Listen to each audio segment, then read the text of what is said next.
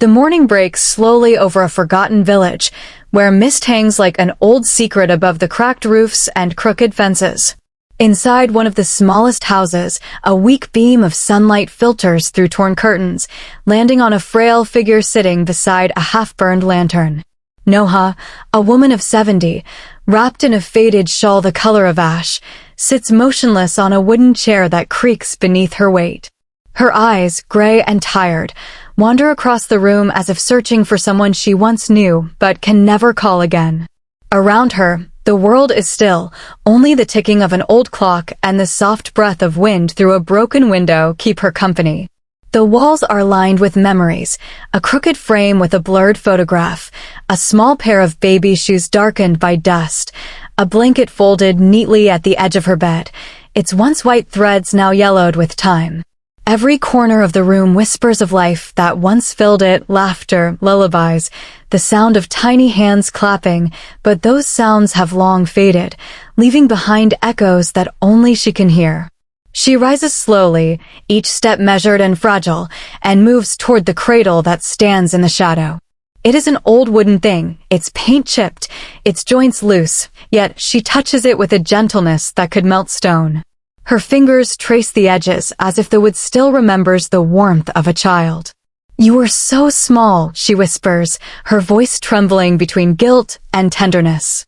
The morning light catches the tears that well up in her eyes. They roll down her wrinkled cheeks and fall silently onto the cradle's edge. Outside, the sounds of the village grow, pots clanging, a cow lowing, children running barefoot, but inside Noha's home, time stands still. She has lived in this silence for decades, and in it she finds both punishment and peace. The same villagers who once mocked her now stood in stunned silence. Some wept. Others turned away. The same lips that had called her cursed now whispered prayers for her soul. But it was too late for prayers, for apologies, for anything. As she was led away, Noha turned her head toward her little house one last time. Through the open door, she could see the cradle swaying gently in the wind, as though an unseen hand were still rocking it. A faint smile, broken, trembling, touched her lips. "Sleep, my love," she whispered again, her voice lost in the breeze. "The world can't touch you now." Then she looked up at the sky, where clouds drifted lazily across the light. For a moment, it seemed as if she saw him there, not as the world saw him, but as she first did, tiny and perfect, untouched by cruelty. The camera pulls back slowly, showing the village from above, a place small enough to destroy a life, large enough to forget it tomorrow. Children run past, chasing a ball through puddles, laughter rising where sorrow still lingers. The sound of Noha's lullaby echoes faintly one last time, blending with the wind and fading into silence. The house remains standing, quiet and hollow, a monument to love that couldn't survive the world's judgment. "Noha, where's the baby?" Her head turned slowly, her eyes empty, her face pale as the ashes in her hearth. Her lips parted, and for the first time, she spoke, her voice hollow, distant, like someone speaking from beneath water. "He's gone," she said. "He's sleeping now." Gasps filled the room. A woman screamed. Someone dropped a basket of bread. It hit the ground with a dull thud. The whispers returned, those same voices that had haunted her before, now louder, sharper, triumphant in their cruelty. What did she do? Dear God, she's lost her mind. It's her punishment. She was cursed. The words swirled around her like knives, cutting through the last thin thread of her sanity. Noha didn't fight them. She didn't defend herself. She only looked down at her trembling hands, still stained with what love had done when fear took over. "I saved him," she murmured quietly, as if convincing herself. "I saved him from them." The village elder stepped forward, his eyes full of disbelief and sorrow. He'd known Noha since she was a girl, bright, kind, full of laughter. Now she was unrecognizable. "Noha," he said gently, "what have you done?" His voice broke on the last word. She looked at him, not with defiance, but with exhaustion, like someone who had walked too far and could no longer see the path home. "I did what the world made me do," she whispered. "I took away their reason to hate him." The room fell silent. The villagers looked at one another, some crying, some too afraid to speak. None of them knew whether to pity her or condemn her. By afternoon, the authorities had come. They carried the small, covered bundle away as Noha sat by the door, her eyes fixed on nothing. When the officer asked her to stand, she didn't resist. Her steps were slow, almost graceful, as if she were walking through a dream. Outside, the sun had returned, bright and unforgiving. Morning came quietly, as if afraid to touch the house that grief had already claimed. The storm had passed, leaving behind puddles that shimmered under a pale sky. Birds sang again, soft, hesitant notes that didn't belong in a place where sorrow still breathed. Noha sat in the corner of her room, her shawl clutched tightly around her shoulders. Her eyes were open, but they didn't see. Her body moved slightly with each gust of wind that entered through the cracked window, but inside, she was frozen, a statue built of regret. The cradle beside her was still. The blanket that once held warmth now lay flat and colorless, and the air carried the faint scent of milk and rain. Nothing else. Noha's lips moved, but no sound came out. Her tears had dried long ago. Now there was only emptiness, the kind that makes time stop moving. Outside, the world began to stir. The villagers opened their doors, sweeping water from their doorsteps, calling to each other about the storm. Somewhere, a child laughed, that innocent, careless laughter that cuts through the heart of grief. And then, slowly, word began to spread. Someone had noticed that Noha's lamp, which usually burned through the night, was still dark at dawn. Someone else had heard her crying through the storm. By mid-morning, a small crowd gathered at her gate, faces pressed close, whispering, speculating. Is she all right? Has something happened? Maybe she's finally gone mad. They didn't knock at first. Fear and curiosity held them still. But when a baby's cry didn't answer the morning, when the silence felt too heavy, someone finally pushed the gate open. The door creaked as they entered. The smell of rain mixed with something colder, something human, something final. The villagers stepped in, cautious, eyes darting from the broken lamp to the cradle to the motionless woman in the corner. Noha, one of them called softly. She didn't move. Noha lifted the baby, pressing him close to her chest. His warmth spread through her like forgiveness she didn't deserve. She rocked him gently, humming the lullaby that had carried them through every sleepless night. Her voice was soft, trembling, soaked in grief. "Sleep, my love," she whispered. "Sleep before the world wakes." The candle flickered one last time and went out, plunging the room into darkness. Only the sound of the rain remained steady, relentless, cleansing nothing. Minutes passed, or maybe hours. Time no longer existed. When lightning flashed, it caught her face in sharp relief, eyes swollen, lips trembling, skin glistening with tears. In that moment, she looked both holy and haunted, a mother on the edge of madness, holding the only thing she ever loved, and the only thing the world would never let her keep. The voices in her head grew louder, fighting over her soul. "He's yours," one pleaded. "Save him," cried another. But louder still came the whisper that had been haunting her for weeks. "End it." Before they do, her arms tightened around the baby. She kissed his forehead, his cheeks, his tiny hands, each kiss a goodbye she couldn't say aloud. "Forgive me," she whispered through her sobs. "Forgive me, my angel. I'm not strong like I thought I was." The storm howled, drowning her words. In the dark, we don't see what she does, only the sound of her cries turning into silence, the cradle rocking once, twice, then still. The camera lingers on the empty room, the flicker of lightning revealing a mother kneeling on the floor, motionless, the blanket falling from her hands. The rain begins to ease. Dawn creeps slowly across the sky, pale and merciless. Light filters through the broken window, touching her face not as punishment, but as a quiet kind of mourning. The world outside wakes, unaware that inside this small house, something sacred has been lost. The cradle remains still, the air heavy with the ghost of a lullaby that will never. The words echoed back at her, cruel and hollow. She covered her face with her hands, sobbing quietly so the baby wouldn't wake. but guilt is louder than any cry. It filled the small room, bouncing off the walls until it became unbearable. She rose suddenly, pacing, her shawl dragging across the floor, her feet bare against the cold dirt. "What did I do wrong?" she asked the shadows. "Why must love hurt like this?" Outside, thunder rolled softly across the hills. A storm was coming, slow and merciless.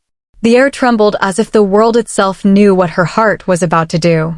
She went to the window, staring out at the darkness, the same darkness that had once comforted her. Now it looked back like a mirror, endless and accusing. Somewhere a dog barked, somewhere a baby cried, not hers, another's, and she felt something twist inside her chest. "Maybe they're right," she whispered. "Maybe I'm cursed." The thought terrified her not because it was true, but because she was starting to believe it. She turned back toward the cradle. The baby had stirred, sensing her unease. His small hands reached upward, searching for warmth. That gesture, so simple, so pure, broke her completely. She fell to her knees beside him, tears streaming freely now. "I love you," she said, again and again, clutching his blanket. "I love you more than my life, but I can't keep you here. They'll hurt you. They'll hurt you because of me." Her voice cracked into silence. The storm outside began to wail, rain beating against the tin roof. Each drop sounded like a heartbeat, slow and merciless. The camera lingers on her trembling hands, on the flicker of the dying lamp, on the baby's peaceful face. Outside, the night is calm to calm. Inside, her mind is chaos. This is the beginning of her breaking, not in anger, but in despair. The growing fear has become a storm within her, louder than the thunder that once roared the night her child was born. As the screen fades to black, her lullaby plays faintly in the background, slow, fragile, haunting. It's no longer a song of love, but a song of goodbye she doesn't yet know she's singing. The night began like any other, still, heavy, almost sacred in its quiet. The moon hung low behind a veil of clouds, spilling only a thin silver light through the cracks in Noha's roof. Inside, the air was thick with heat and silence. Even the wind seemed to have forgotten how to breathe. Noha sat on the edge of her bed, her baby asleep beside her. The tiny chest rose and fell with the rhythm of peace, each breath a fragile song that could have saved her if only she could still hear it. But Noha's mind was no longer here. It wandered the dark corners of her fear. She heard the whispers again, not outside this time, but inside her skull, circling like vultures. "You brought shame. He is not yours. The village will take him away." Her hands trembled against her knees. She tried to pray, but her words broke apart like glass in her throat. The candle beside her burned low, its flame flickering wildly as if afraid of what it was about to witness. She looked down at the baby. His face was calm, his lips slightly parted, the same soft brown glow that once filled her heart with wonder. But now, that same color, that beautiful, innocent color, had become her curse. She hated herself for thinking it, for even feeling it, yet the thought had buried itself deep. "If you were fair like them," she whispered, her voice barely a breath, "they would have let us live." Why are they doing this?" she whispered. "You did nothing wrong." Her hands trembled. "And yet they've made me afraid to love you." The baby cooed softly, reaching for her face, his tiny fingers brushing her tears. She broke down then, sobbing so quietly that even the wind seemed to pause. "I'm sorry," she said over and over, her voice cracking. "I'm sorry, my son. Mama's just so tired." Her body shook as she cradled him tighter. The light from the setting sun painted the room in a deep red hue, a color that felt like both love and loss. She wanted to scream, to run, to tell the world that she was a mother, not a monster. But fear had tied her tongue. Over the next few days, the baby's cries began to unsettle her. Not because of their sound, but because she feared the village might hear. Every cry, every giggle, every little noise became a threat. She began keeping the windows shut, even when the air grew stifling. The house that once smelled of milk and warmth now smelled of damp wood and loneliness. She would hush the baby before he even cried, pressing him close, whispering, "Quiet, my love," Don't let them hear you.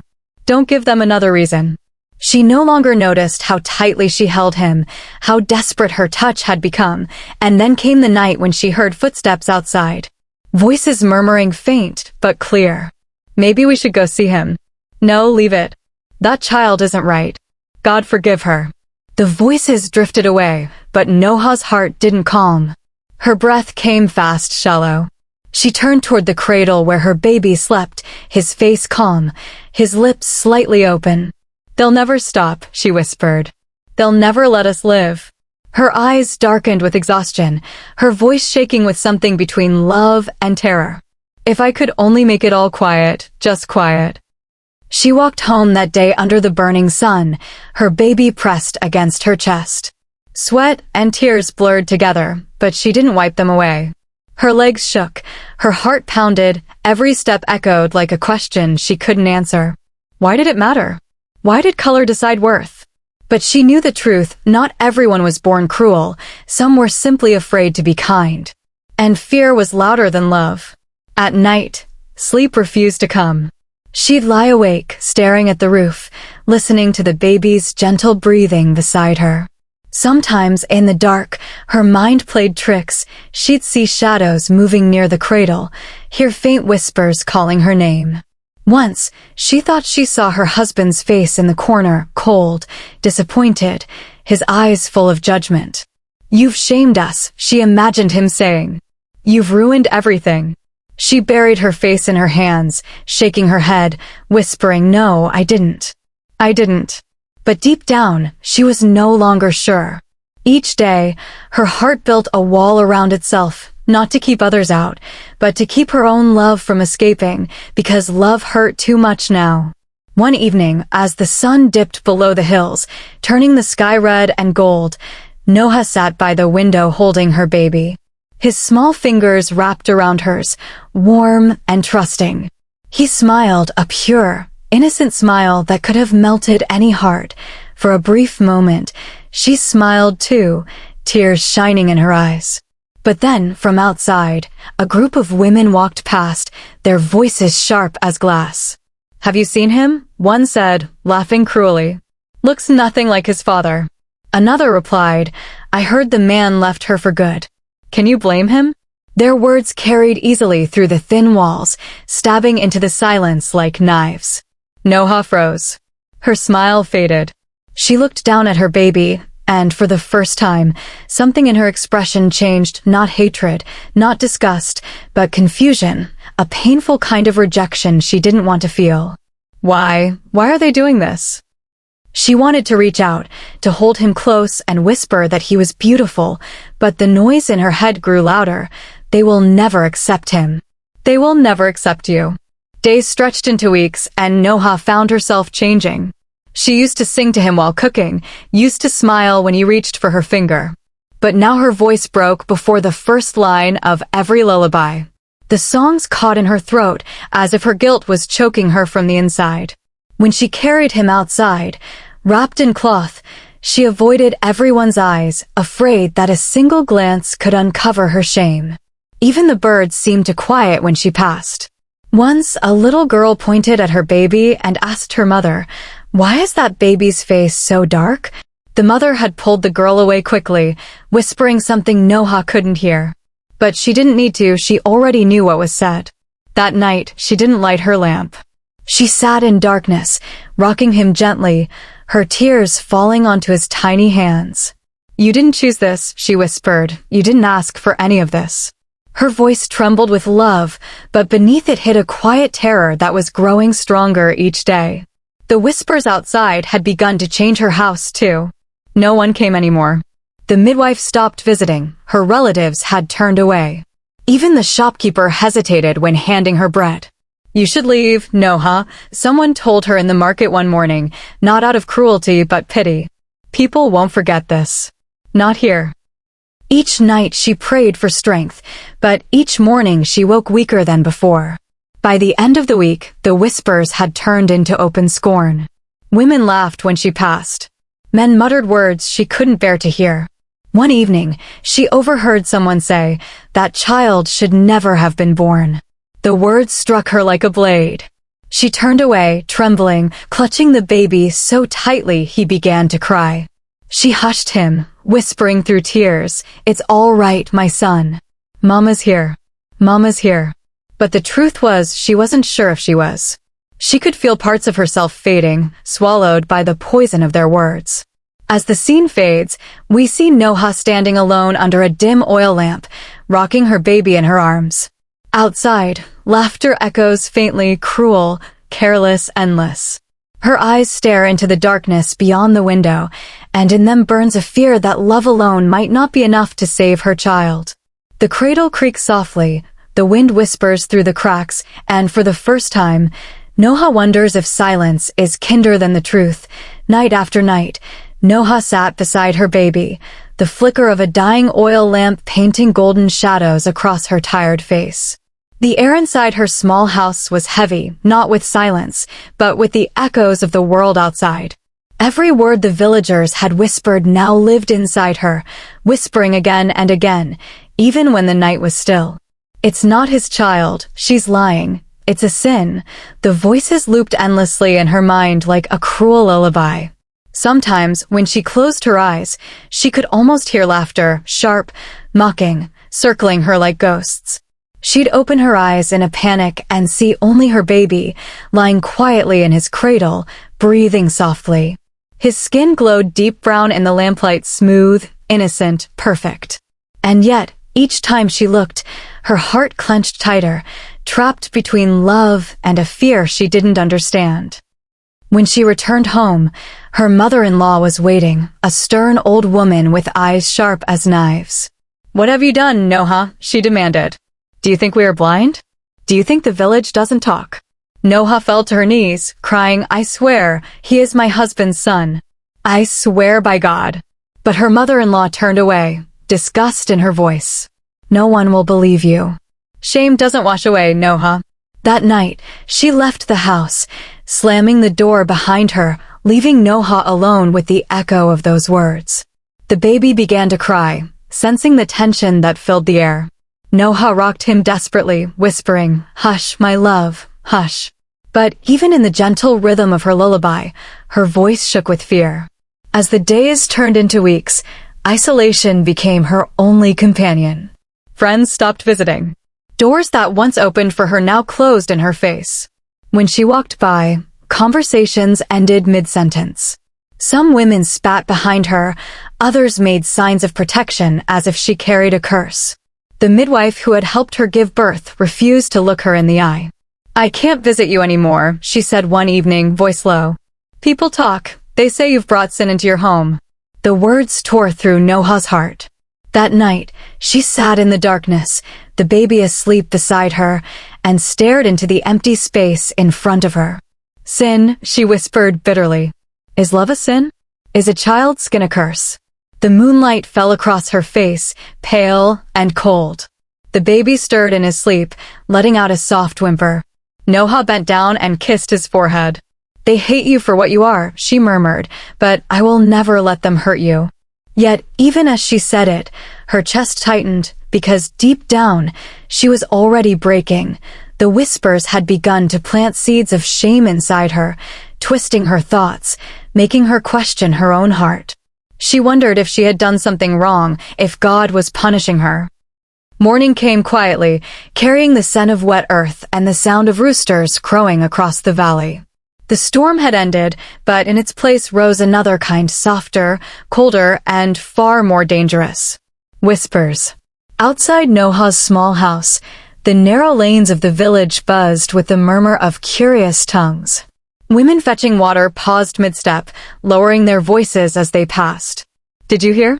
Noha's child is dark," one whispered. "Dark?" But her husband, another added, leaving the question unfinished, heavy with suspicion. The sound of laughter, quick and sharp, echoed across the mud walls, slicing through the morning calm. Noha sat inside, clutching her baby tightly, rocking him as if her heartbeat could drown out their voices. But whispers have wings. They fly through windows, slip under doors, and curl into the corners of the soul. She tried to hum a lullaby, to hide the trembling in her voice, but the melody faltered when she heard a knock at the door.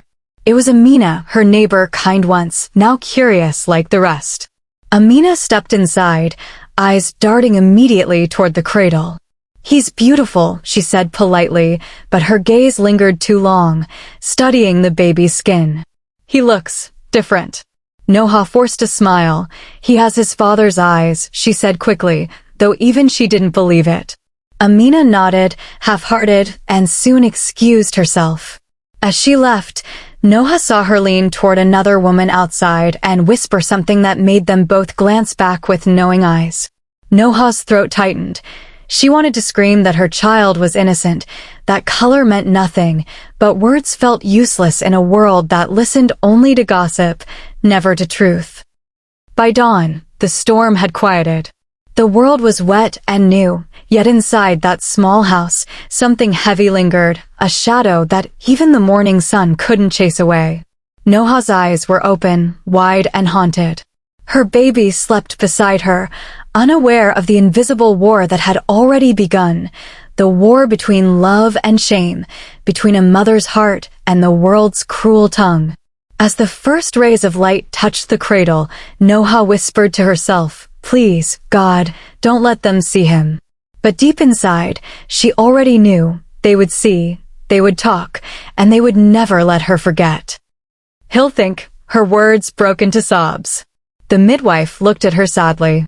"You must rest," she said softly, but rest was impossible when your heart is full of dread. The rain refused to stop. Hours passed, and Noha lay awake, staring at her baby in the dim light.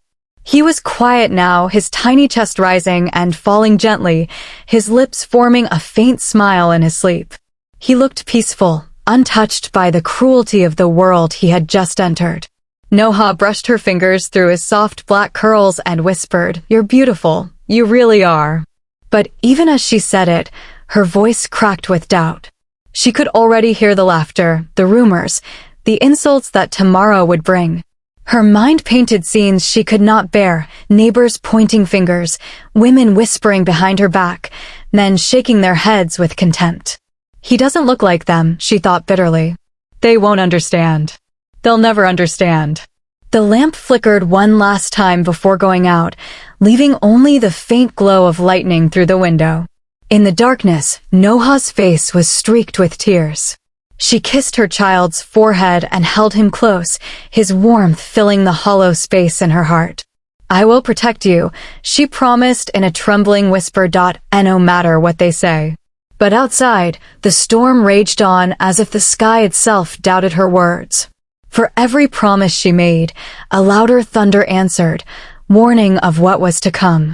The night stretched endlessly, filled with the sound of rain and the fragile heartbeat of a mother who didn't yet know that her love and her fear would soon collide in the most tragic way imaginable. Then Noha looked down and the world shifted. The baby's skin was dark, deep, and beautiful, unlike hers, unlike her husband's, unlike anyone in their small, watchful village. Her smile faltered. Confusion filled her eyes first, then fear. Is he all right?" she whispered. The midwife hesitated, glancing at the child, then at Noha. "He's healthy," she said softly, "a strong boy." But her tone carried uncertainty, as though she already knew what the village would say. Noha tried to smile again, but her lips trembled. The baby reached out, his tiny fingers curling around hers, warm, innocent, alive, and yet her heart began to tremble under the weight of what she saw. The rain outside felt colder now, the thunder louder. In the distance, dogs barked, somewhere a rooster crowed, disturbed by the storm. The sound of approaching footsteps made the midwife's head turn sharply. "Your neighbors," she said quietly. "They've heard." Noha's eyes widened in panic. "No, not now," she pleaded, clutching the baby tighter. But the door creaked open slightly, and a woman's voice whispered from outside, "It's born? What is it?" "A boy." The midwife stepped toward the door, blocking their view, but the voices multiplied, whispers turned to questions, questions into suspicion. "Why hasn't the husband returned? Did you see the color of the child?" Something's not right. Noha could feel their judgment pressing through the walls like smoke. She pulled the baby closer to her chest, tears mixing with sweat and rain. "They'll talk," she muttered. "They always talk." The midwife tried to calm her, placing a hand on her shoulder, but Noha's mind was already spiraling into fear. The memory of her husband's angry face flashed before her, the arguments, the cold silence that had grown between them before he left for work in another town. "He'll never believe me," she whispered. "He'll think." It was a night unlike any other. The sky split open with thunder, and the rain came down like grief itself. The wind howled through the cracks of the mud-brick house, rattling its frail windows as lightning flashed across the dark horizon. Inside, Noha, then a young woman of 25, cried out in pain as another contraction seized her. Her body trembled, sweat glistening on her forehead, her hands clutching the rough sheets spread over an old wooden bed. Beside her, an old midwife whispered prayers under her breath, her wrinkled fingers moving swiftly, her eyes darting nervously toward the door each time thunder roared. The single oil lamp flickered, throwing long shadows across the walls, shadows that seemed to dance to the rhythm of her screams. Every sound, every flash of light felt like the universe itself was bearing witness to a moment that would change everything. The rain grew heavier. Water dripped through the roof, forming small puddles on the earthen floor. Noha's breathing grew ragged, her cries more desperate. The midwife murmured, "Just one more push, my child. Just one more." And then, through the chaos, came a sound so pure that it silenced the storm for a heartbeat. A baby's cry. Weak at first, then stronger, echoing through the room. Noha collapsed back onto the bed, her chest rising and falling rapidly as she reached out her trembling arms. The midwife smiled faintly, wrapping the newborn in a thin cotton cloth before placing him gently in Noha's embrace. For a single, fragile moment, time stood still. The world outside disappeared. There was no storm, no fear, no whisper of shame. There was only the heartbeat of a mother and the tiny, rhythmic breaths of new life. Her breathing slows, and her mind drifts far away. Through her fading memory, we see glimpses of a younger Noha, laughter under the moonlight, dreams of love, the sound of rain on the roof the night everything changed. The image fades, and we return to the old woman, her eyes wide open, staring into the cradle. For a moment, she imagines movement there, a flicker, a sigh. Her lips part in awe. "My baby," she whispers, her voice breaking into a sob. But it's only the wind playing tricks again, the same wind that sneaks through the cracks in her walls and reminds her that she's alone. As the camera drifts closer, we see the pain etched deep into her face, not the pain of time, but the pain of memory. She hasn't forgiven herself. Maybe she never will. The morning light brightens, casting a golden hue over her gray hair. Dust motes swirl around her like tiny spirits, dancing in the silence. Noha closes her eyes and rocks the empty blanket once more, whispering a prayer that has no words, only longing. The screen fades slowly to black as her soft humming continues, blending with the sound of the wind, leaving the audience suspended between love and loss. She shuffles toward a shelf where an old mirror leans against the wall. When she looks at her reflection, she hardly recognizes herself. The same eyes that once sparkled with dreams now carry storms. "You've grown so old," she murmurs to the mirror, then adds under her breath, "and so empty." Behind her reflection, the cradle stares back like a ghost she can never escape. Her hands tremble as she picks up a small silver locket from the shelf. Inside it, a lock of dark curly hair. She closes her eyes, clutching it to her chest. A soft, haunting lullaby slips from her lips, a song she hasn't sung aloud in years. Each note cracks, but in her mind, she can still hear a baby's gentle coo in response, a sound that makes her both smile and shiver. Minutes stretch into eternity as Noha begins to tidy the little room, rearranging things that don't need rearranging, dusting what can't be cleaned. It is her ritual, her way of pretending life still moves here. When the dust stings her eyes, she blames it for the tears that follow. She sits again, pulling the baby blanket into her lap, running her palms over it as if she could smooth out the wrinkles of time. The fabric is thin now, delicate as her faith, but she holds it close and rocks gently back and forth. They never understood, she whispers, half to the blanket, half to herself. They only judged. The words hang heavy in the still air. She remembers the voices, the whispers that filled the streets when she was young, voices that questioned, mocked, and condemned. Even after all these years, she hears them as clearly as if they were standing outside her door right now.